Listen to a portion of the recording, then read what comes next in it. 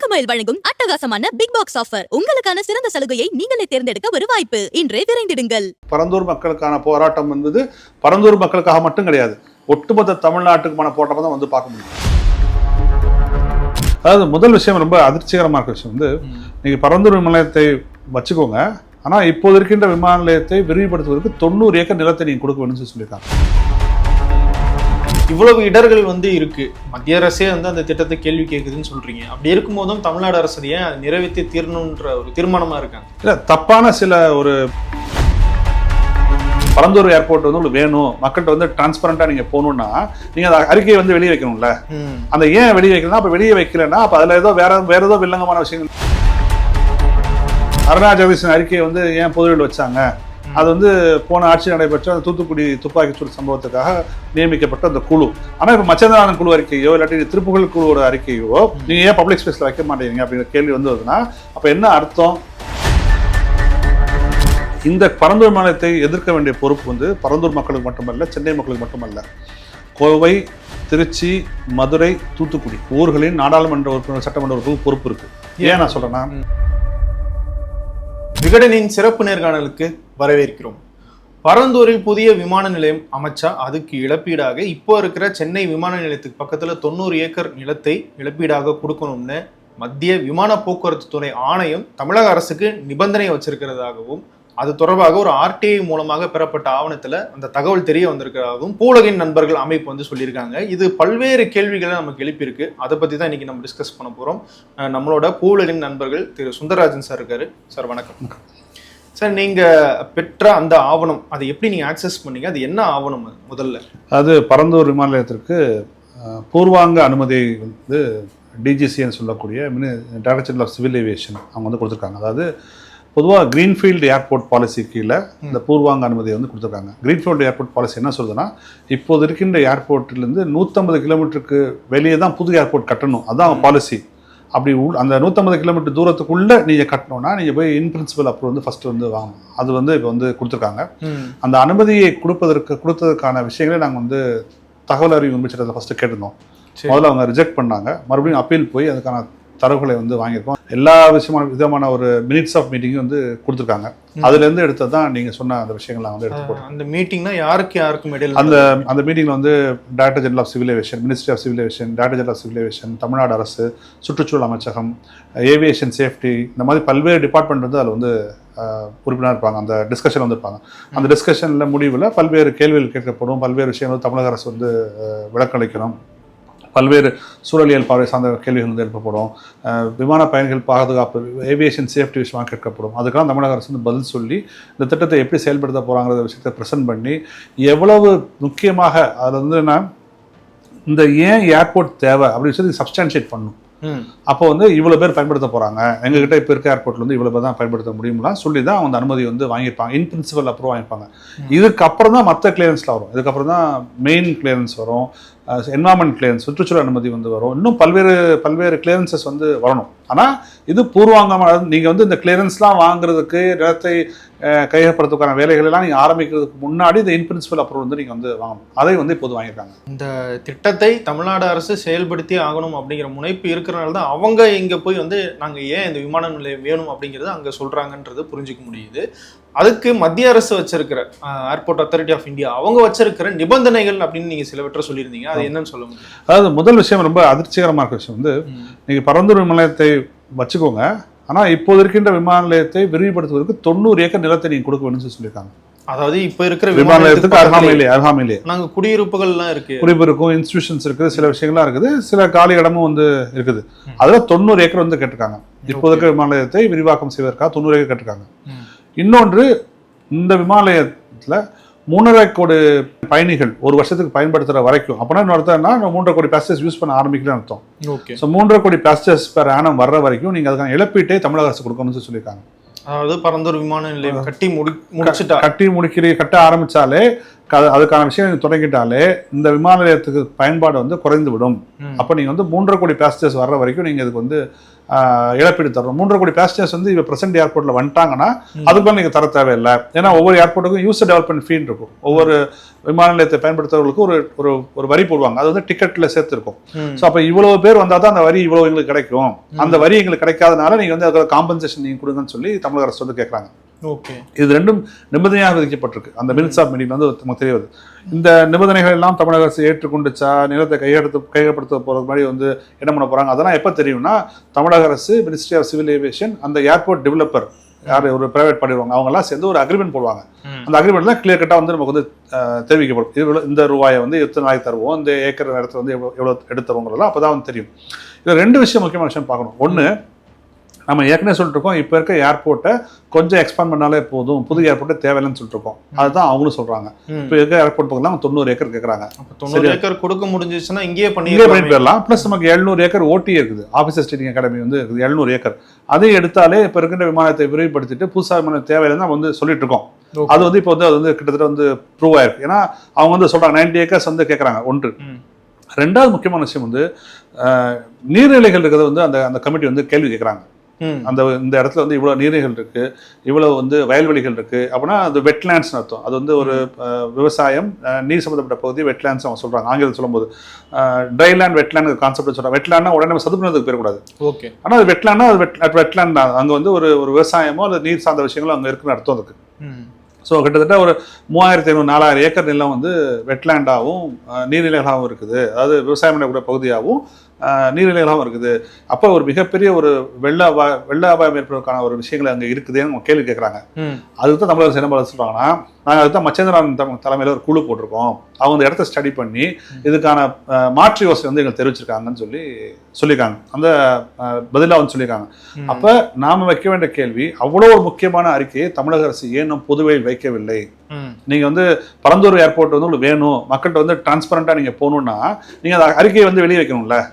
அந்த ஏன் வெளியே வைக்கணும்? அப்ப வெளியே வைக்கலன்னா அப்ப அதுல ஏதோ வேற ஏதோ வில்லங்கமான விஷயங்கள் இருக்குதான் வந்து நமக்கு வந்து தோணும். அப்ப அந்த கமிட்டி வந்து சொல்லிருக்கலாம் இது சாத்தியம் இல்லைன்னு சொல்லியிருக்கலாம், அல்லது அப்படியே செஞ்சாலும் வெள்ளம் நிச்சயமாக ஏற்படும் சொல்லியிருக்கலாம். அது நமக்கு தெரியாது, சரியா தெரியாது. உங்களுடைய அறிக்கையில எந்த விதமான ஒரு பிரச்சனையும் இல்லை என்றால் நீங்க ஏன் அந்த அறிக்கையை வந்து பொதுவெளியில் வைக்க மாட்டேங்கிறீங்க, மறுக்கிறீங்க? இது கிட்டத்தட்ட 2 வருஷமா நம்ம கேட்டிருக்கோம். மச்சேந்திரநாதன் குழு அறிக்கையை நீங்க பொதுவெளியில் வச்சு விவாதம் பண்ணுங்க கேட்டிருக்கோம். இது வரைக்கும் வந்து வைக்கவே இல்லை. அந்த அறிக்கை நிராகரிக்கிறதுக்கான காரணம் என்னன்னு நினைக்கிறீங்க?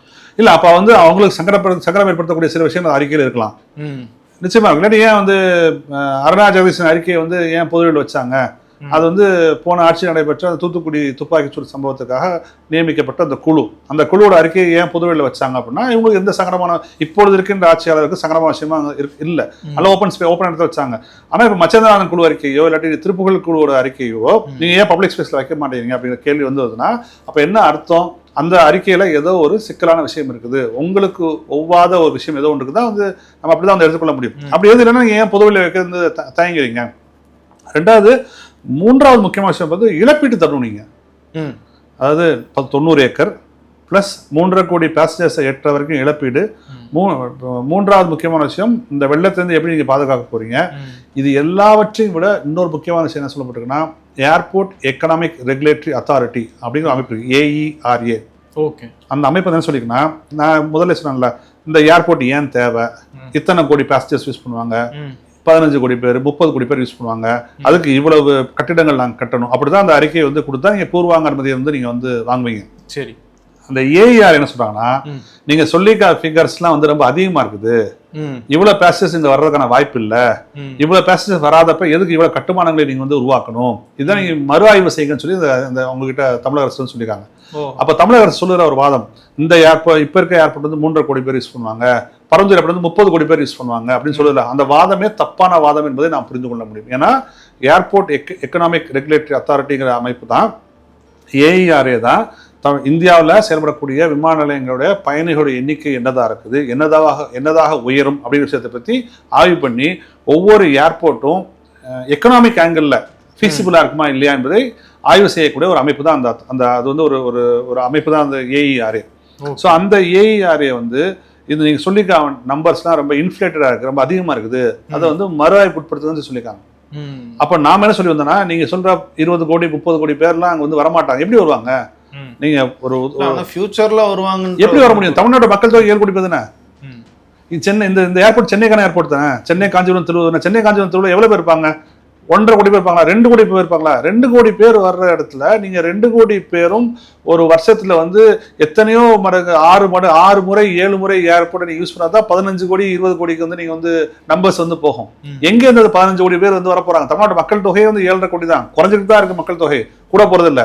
சோ 7.5 கோடி பேர் தமிழ்நாடு முழுக்க, சென்னையில மட்டும் இல்ல. சென்னையில 1.5 கோடி 2 கோடி பேர் தான். அப்ப நீங்க வந்து 1 கோடி பேர் இந்த ஏர்போர்ட்டை ஒரு வருஷத்துக்கு 13 முறை பயன்படுத்தினாங்கன்னா 13 கோடி பேர் ஆகுது. 13 கோடி 15 கோடி வரும்னு சொல்லிருக்காங்க. இந்த 2035-40 வாக்குல வந்து 15 கோடி பேர் இந்த விமானத்தை பயன்படுத்துவாங்க சொல்றாங்க. ஓகே, சாத்தியமா? அது 1 கோடி பேர் வருஷத்துக்கு 15 முறை இந்த ஏர்போர்ட் பயன்படுத்துவாங்களா? நிச்சயமா சாத்தியம் இல்ல. அப்ப இந்த நம்பர்ஸ் எல்லாம் இன்ஃபிளேட்டடா இருக்கு. நீங்க சொல்ற நம்பர்ஸ் அது சாதாரணமா நான் புரிந்து கொள்ள முடியும். தமிழக அரசு கணக்கிட்டு உள்ள இந்த எண்ணிக்கை இருக்குல்ல, அது ரொம்ப ஹைலி இன்ஃபிளேட்டடா இருக்கு. அதாவது ஒரு கம்ப்ளீட்டா ஒரு ஆக்சுவல் யூசேஜ் வந்து கம்ப்ளீட்டா டீவியேட் ஆகி இருக்கிற விஷயம். ஏன்னா இப்போ வரைக்கும் சென்னை விமானம் 3.5 கோடி பேர் எட்டல. வருஷத்துக்கு 3.5 கோடி பேசஞ்சரும் எட்டல. அதனாலதான் இழப்பீடு தர சொல்றாங்க. இந்த ஏர்போர்ட் விரிவாக்கம் என்பது 3.5 கோடி பேரை ஹேண்டில் பண்றதுக்கு அந்த விரிவாக்கம் பண்றாங்க. அந்த இடத்துல ஒரு கிளாரிட்டி ஒன்று, எதுக்காக ஏர்போர்ட் அத்தாரிட்டி ஆஃப் இந்தியா இழப்பீடு கேட்குறாங்க? ஏன்னா இது ரெண்டுமே தமிழ்நாட்டுக்கான திட்டம் அப்படின்னு வரும்போது இந்த ஏர்போர்ட்ல எங்களுக்கு ஃபுட்ஃபால் கம்மியாகுது, அதில் அதிகமாகுது அப்படின்ற கணக்கு ஏன் வரணும்? ஏன் அதுக்கு இழப்பீடு கேட்கணும்? ஏன்னா 3.5 கோடி பேர் இந்த ஏர்போர்ட்டை யூஸ் பண்ணாதான் அவங்களுக்கான ஒரு எக்கனாமிக் வயபிலிட்டி இப்ப இருக்க ஏர்போர்ட்டுக்கு வரும்.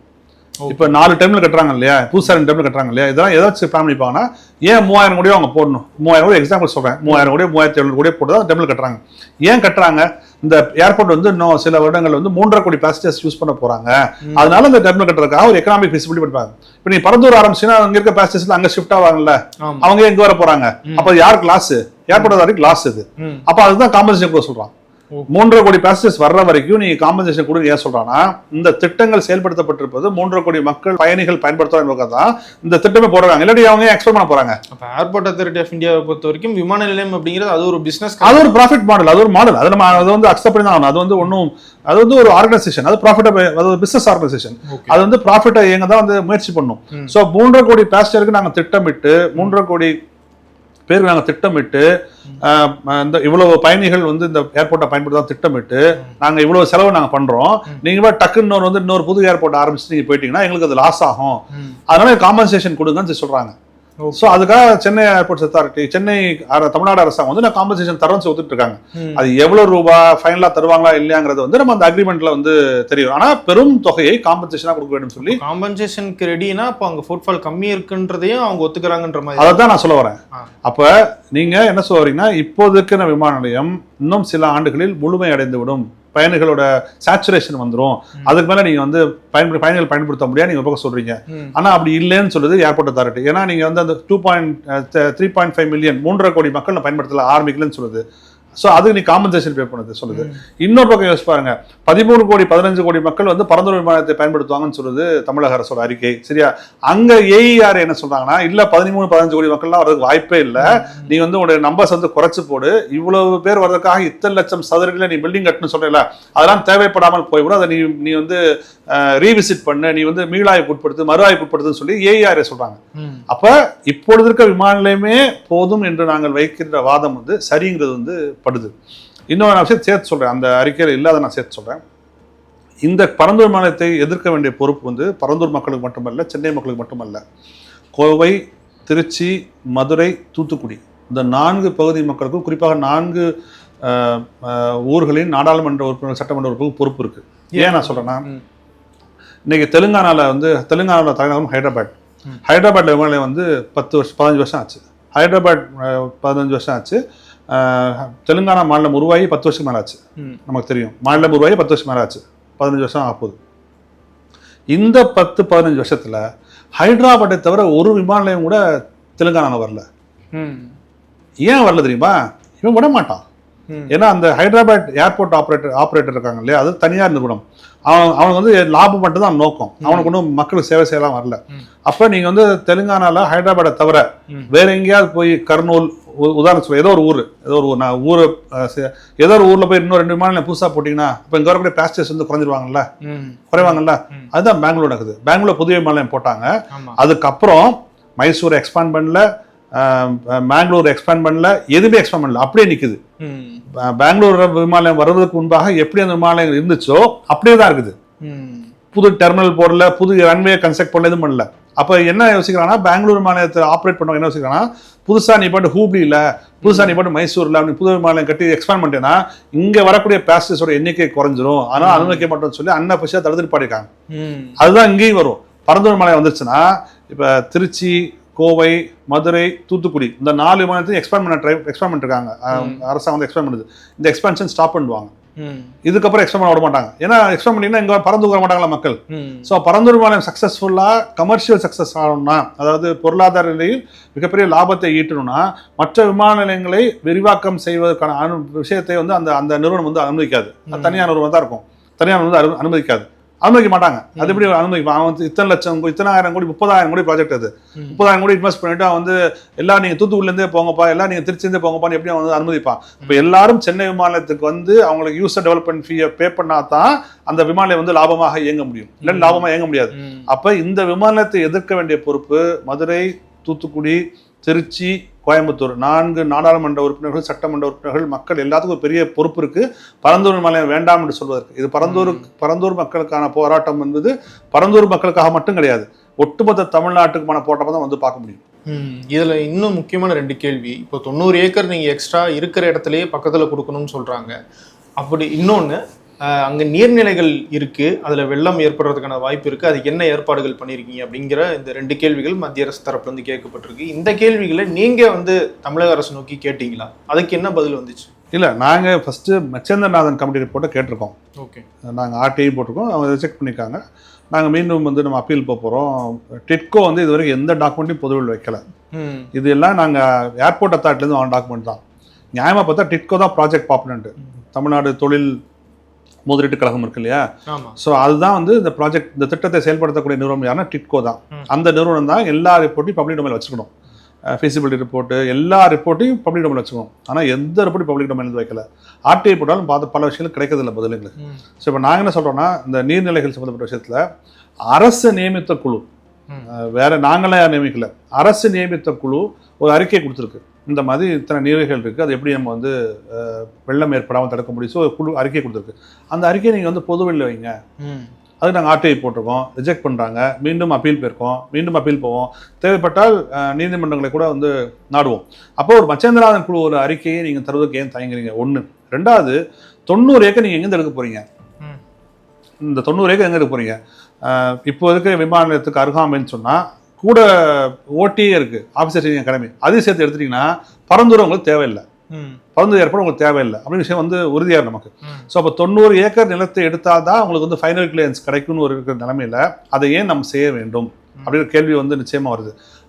இந்த 90 ஏக்கர் எடுத்து கொடுக்க முடிந்தால், ஏன்னா இன்றைக்கி வந்து அது ஏன் இந்த ப்ராஜெக்டை கைவிடுறாங்கன்னா, இந்த இப்போ இருக்க எக்ஸ்பென்ஷன் கைவிடுறான்னு எங்களுக்கு சொல்கிறாங்கன்னா, பயங்கர எக்ஸ்பென்சிவ் ஆயிடுச்சு, அங்கே இருக்க பகுதியில் லேண்டெல்லாம் வந்து எக்ஸ்பென்சிவ் ஆயிடுச்சு, எங்களால் போய் வாங்க முடியாதுன்னு சொல்கிறாங்க. அது ஒரு வாரத்துக்கு எடுத்துக்கொண்டால் கூட இந்த 90 ஏக்கர் எப்படி நீங்கள் வாங்குவீங்க?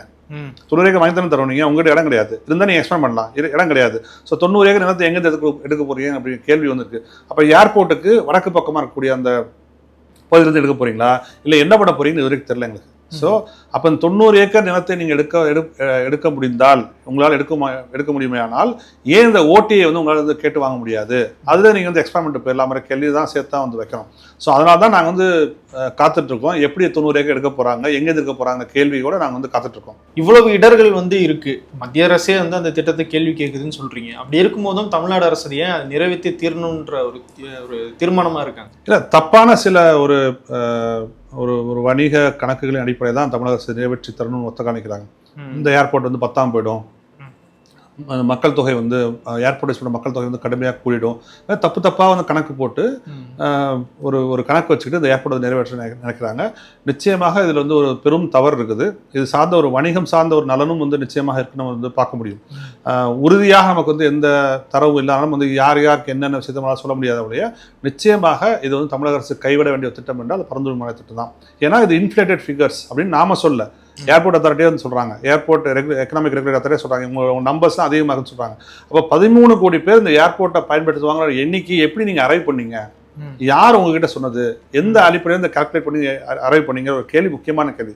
ஒரு வருஷத்துல 13 கோடி பேர் இந்த ஏர்போர்ட்டை யூஸ் பண்ணுவாங்கன்னு சொன்னீங்கன்னா தமிழ்நாடு மக்கள் தொகை அவ்வளவு இல்லையே அப்படின்னு கேள்வி தான் வந்து யதார்த்தமா வந்து சென்னையோட மக்கள் தொகையை வச்சுட்டா கூட 1 கோடி 1.5 கோடி தானே, எப்படி நீங்க 13 கோடிக்கு போனீங்க அப்படின்னு கேள்விலாம் வந்து இருக்குது. ஒரு லாஜிக்கான கொஸ்டின்ஸ்லாம் இருக்குது. இந்த எந்த கேள்விக்கும் பதில் சொல்லாமல் மக்களுடைய போராட்டத்தை வந்து நீங்க வந்து வளர்ச்சிக்கு எதிரான போராட்டமாக பார்த்து நீங்கள் வந்து தாண்டி போயினா கெடுதல் வந்து தமிழ்நாட்டுக்கு தான்.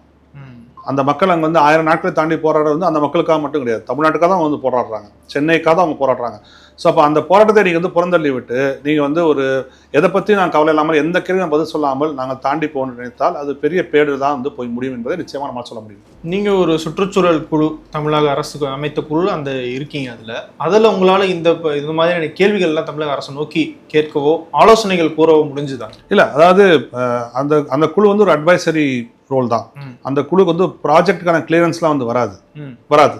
என்ன செய்யணும் செய்ய வேண்டாம்னு சொல்லி நம்ம சொல்லலாம், ஆலோசனைகள் சொல்லலாம், சொல்லிருக்கோம். அதை நாங்கள் வந்து சொல்லியிருக்கோம், அதெல்லாம் சொல்லியிருக்கோம். எல்லா பொதுவாகவே எல்லாத்துமே நிறைய விஷயம் சொல்லியிருக்கோம். அது எல்லாவற்றையும் கேட்க வேண்டிய தேவை வந்து அரசுக்கு வந்து கிடையாது. அப்படிப்பட்ட ஒரு ஒரு எப்படி சொல்றது, ஒரு கண்டிப்பாக ஒரு சொல்லதை கேட்க வேண்டுங்கிற ஒரு குழு கிடையாது, இந்த குழு கிடையாது. ஒரு ஆலோசனைகள் தரலாம், அதை கேட்பதும் கேட்காது வந்து அரசு சம்பந்தப்பட்ட விஷயம் தான். பல ஆலோசனை கேட்டிருக்காங்க, நான் இல்லைன்னா சொல்ல. அந்த ஹீட் சம்பந்தப்பட்ட விஷயங்கள், கிளைமேட் விஷயம் சம்பந்தப்பட்ட விஷயங்கள் நிறைய விஷயங்கள் கேட்டிருக்காங்க, நாங்கள் சொல்ல சஜஷன்ஸ்லாம் கேட்டிருக்காங்க. பரந்தூர் போன்ற விஷயங்களை கேட்காம வந்திருக்காங்க. ஸோ அப்போ நம்ம சொல்றது எல்லாத்தையுமே வந்து கேட்கணும்னு அவசியம் கிடையாது. ஆனால் நாம எங்களுக்கு தெரிந்த விஷயங்களை நாங்கள் வந்து பொதுவெளியில் வந்து வச்சுட்டு தான் இருக்கோம். எவ்வளவோ அமைச்சர் பெருமக்களிடமும் அதிகாரிடம் உரையாடும் போது இதை நான் வந்து தெளிவாக சொல்லியிருக்கேன், இது தப்பு, இது வேண்டாம் அப்படின்னே வந்து நம்ம வந்து பல இடங்களில் வந்து சொல்லியிருக்கோம். பல நேரங்களில் இன்ஃபார்மில் கூட வந்து டிஸ்கஷன் வந்து சொல்லியிருக்கோம், நான் இல்லைலாம் சொல்ல. அதனால் அதை கேட்பதும் கேட்காமல் போவதும் வந்து அரசு சார்ந்த விஷயம் தான். நாங்கள் சொல்கிறது தான் நீங்கள் கேட்கணும்னு சொல்லக்கூடிய அதிகாரம் படைத்த ஒரு குழு கிடையாது. அதனால் ஒரு அட்வைசரியாக நம்ம வந்து சொல்ல தான் முடியும். உங்களுடைய நேரத்துக்கு நன்றி. நன்றி. தங்கமயில் வழங்கும் பிக் பாக்ஸ் ஆஃபர். தங்கத்துக்கு வெள்ளி சேதாரத்தில் தள்ளுபடி. 1 கிராம் தங்கம் வாங்கினால் 400 ரூபாய் வரை தள்ளுபடி என வகை வகையான ஆஃபர். இச்சலுகை ஜூன் 1ஆம் தேதி வரை மட்டுமே.